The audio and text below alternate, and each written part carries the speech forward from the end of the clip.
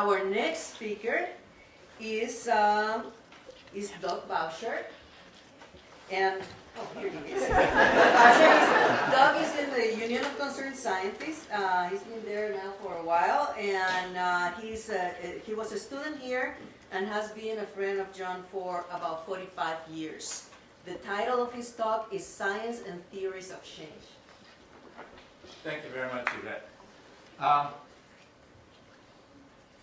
I was thinking of what to talk about as part of a tribute to John, and there's so many ways he's influenced me, inspired me, been a comrade, a friend over 45 years that it would just take far too long. So what I decided to do instead was to talk about three of John's passions: science, theory, and change. And so this is basically a talk about theories of change and what they mean, and also what evidence there is for a particular theory of change that I think is the default for scientists.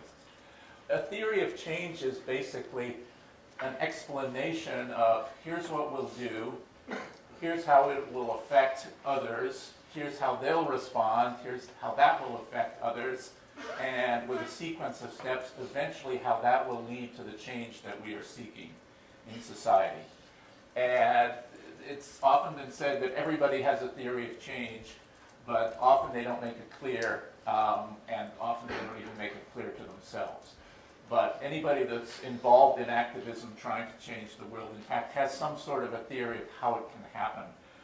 And in the case of progressive changes, this comes up again and again in some of the questions that we ask of how do we build movements, how do we organize, how do we not only convince people to agree with us, but convince people to actually take action, which is the really important thing in terms of making change.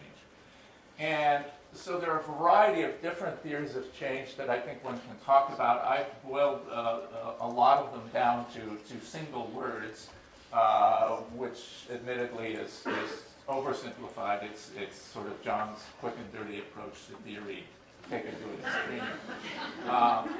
But clearly, a lot of what we do is through education, through publishing in all sorts of venues, papers, letters to the editor, magazines, etc. Demonstration, not in the sense of a million people coming to Washington, but demonstration projects, experiences, and various kinds of motivations and feelings that we try to use: fear, hope, money, incentives, threats, and violence. I would argue that the default theory of change, the sort of theory of change people work with in science if they don't express any or don't think about it, is that we'll show people what reality is and tell them what ought to be done about reality, and they will. That is, if they understand, they will do the right thing. This is based on the idea that humans are rational beings. It very much comes out of a positivist approach to science, and I think ultimately it goes back to at least as far as Kant. And this is something that really prioritizes education, publication, sometimes demonstration projects, share the message, convey it to people, and that will lead to action. So one of the things that I think is important about this and other theories of change is that you can actually test theories with science. And you can test this with science. And in fact, there is a lot of science testing this theory. Now, admittedly, it's social science. And some of us have had an aversion to social science for many decades. But I think actually it's worth paying serious attention to as a test of this model. It includes all the kinds of things that we typically regard as scientific tests in natural science. It includes experimentation, observation of various kinds. It has theories, it has models, it has statistics, some quite sophisticated ones. And in fact, there's quite a bit of literature, too, on this now. And a lot of the literature is on climate change and climate action. And it's because there has been a real concern that if the science, the natural science, the physical science about climate change is so clear, why isn't anybody doing anything about it? Why is there so little action given that the science is so overwhelming? And so people have looked at this, people have tried to see what one can say about the lack of action, and in doing so they've looked at this whole theory of change. So I want to just briefly summarize some of the findings of this social science research. This is, by no means a systematic or complete review, and it's, of course, a very non-expert review. But I think there's some sort of salient messages that come out of this field that are interesting.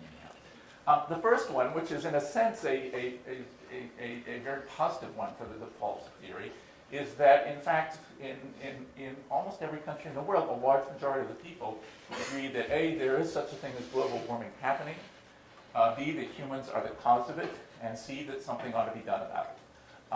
This is the case not only in Europe, in Latin America, and other countries, but this in fact is the case in the United States. We sometimes have the feeling that nobody believes, and there are so many climate deniers out there. But in fact, if you do surveys, if you talk to Americans about this, consistently you find the majority, and in fact the most recent one I've seen said is 81% of Americans. It is varied between about 55 and about 80% over the last decade. A second point is that this is not a question of educational level. It's not the smarter, the more educated the PhDs. And in fact, if you look at the educational level of climate deniers, the 20% or so who don't agree with this, they tend to have a higher educational level than the average American does. So it's not, it's not ignorance. Will Rogers had this famous quote about President Hoover that said, it's not his ignorance that's the problem, it's all the things he knows that just ain't so. And I think that is what we're talking about here too. One of the things that influences people and makes them agree that there is climate change going on is the statement that there is a scientific consensus about it. And you often hear the factoid based on a paper published several years ago that 97% of scientists working in the climate area believe in global warming. That, in fact, is influential. That tends to make people think that they must, if so many scientists agree, they must know something. They must be onto something.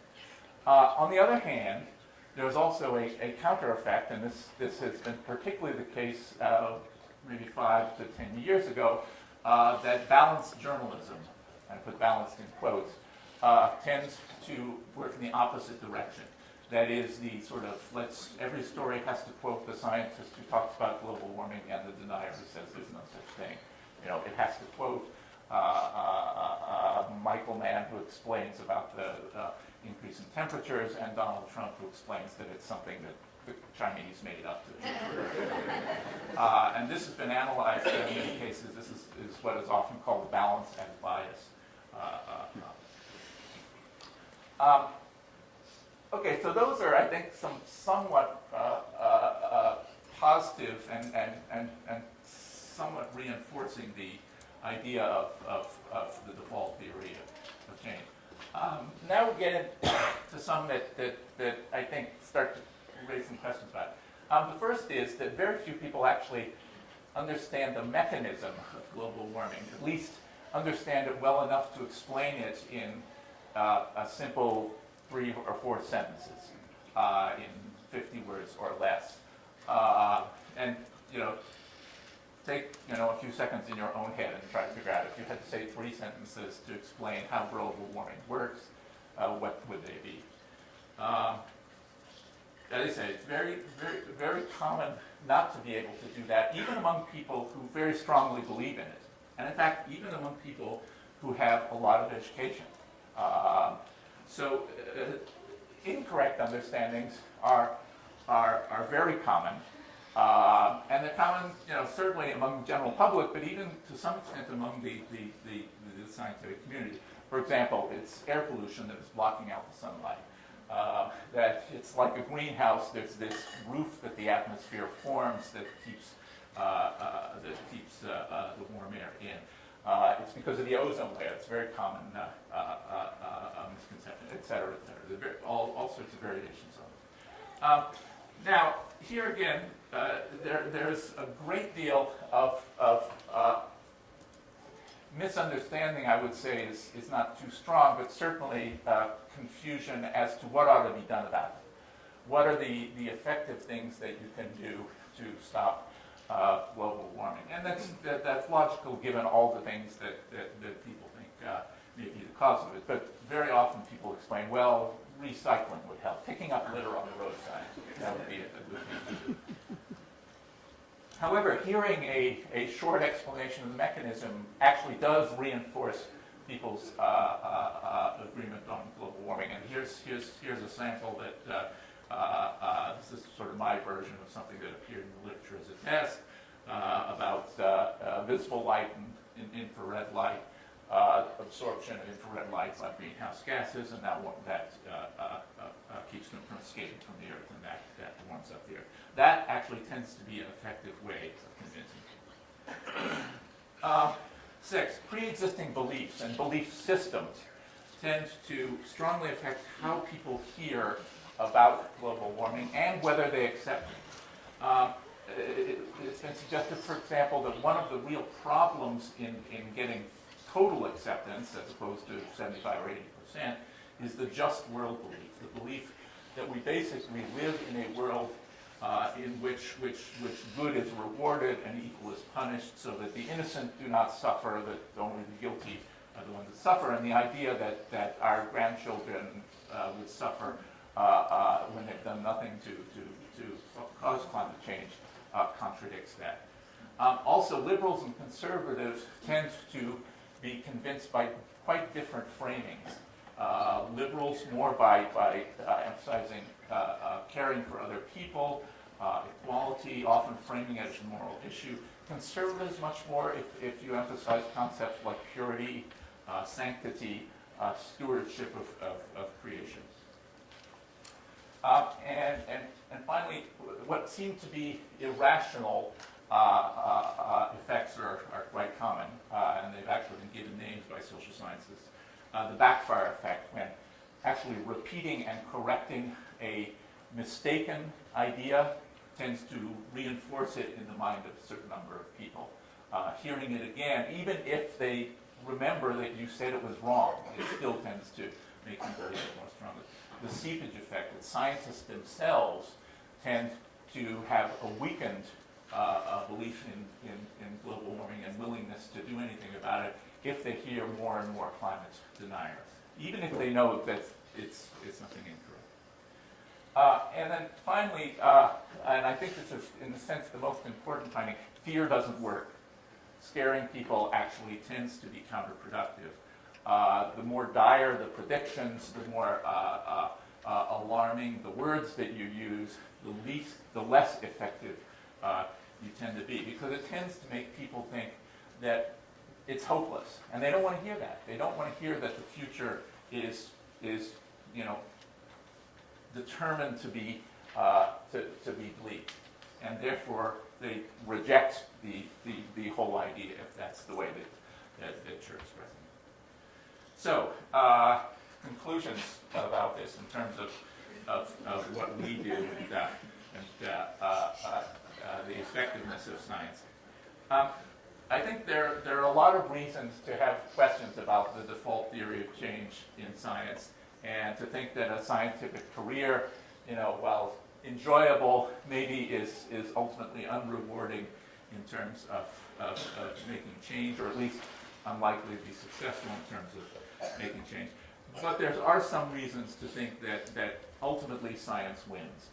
And science is something that has a great deal of power. And it is something that I think really can change the world. Thank you very much.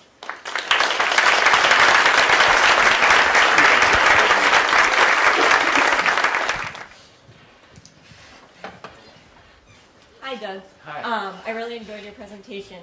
I want to add a little bit of nuance to it, your points. A lot of what you're talking about is kind of this idea of the deficit model of science education, which, you know, if you look into the science education literature, that's been pretty thoroughly debunked as an idea for effective communication without taking in, you know, not science communication in general, but that idea that if we just throw more information at them, they'll understand and they'll agree with us because we have the right answer. Without taking the larger kind of social context into account about those personal values and beliefs. And there's actually really interesting literature about how it's making it more about the effective strategic use and communication of science rather than just more science, more better.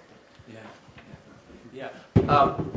I might also just mention that you know, one of the things that flows from the deficit model and I think from this theory of change is that if you explain it to people and they don't understand, or if you explain it to people and they say they understand but they still don't agree with you, they're just being contrary. You know, they're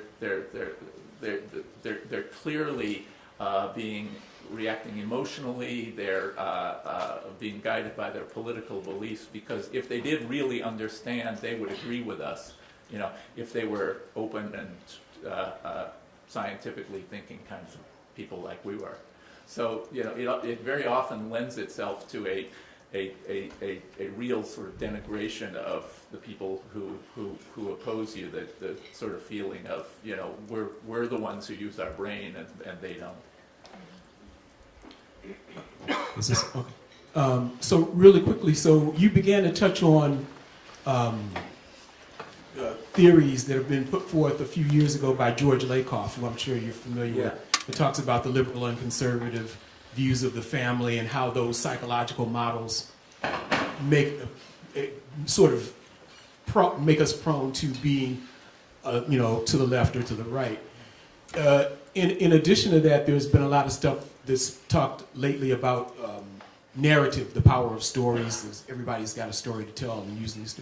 So I'm wondering, and I'm assuming that it sounds like you're a person who goes out and tries to, or is capable of having people realize that global warming is an issue and that we need to do something about it. So I'm wondering, can you talk about how, or if you use the Lakoff stratagems to do that, and do you use stories to do that as well?